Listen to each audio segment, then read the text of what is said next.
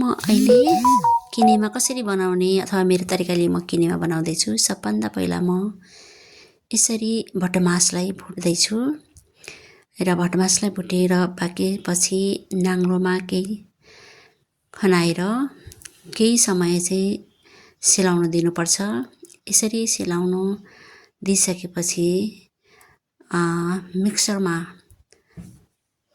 आफ्नो तरिकाले पिसेर कतिको ठिक्क हुन्छ त्यो अनुसार पिस्ने। यसरी मिक्सरबाट पिसिसकेपछि यता पानी उमालेर छप्प उम्लेको पानीमा यसलाई यसरी हालिदिने।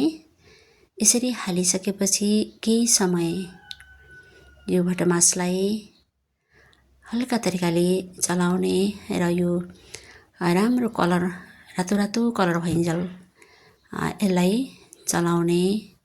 यसरी चलाइरहेपछि यो जब पानी सुक्छ र पानी सुकेपछि यसलाई फेरि पनि हामी मजाले केही समयको लागि यसरी चलाएर टक्क छोपिदिने। एकछिन छोप्नुपर्छ। यसरी छोपिसकेपछि तातो भाँडामा अथवा कपडामा भिरेर यसलाई चट्ट यसरी राखिदिने। यसरी राखिसकेपछि अब यसलाई 2 रातसम्म राखिसकेपछि टक्क निकालेर बाहिर सुकाउने।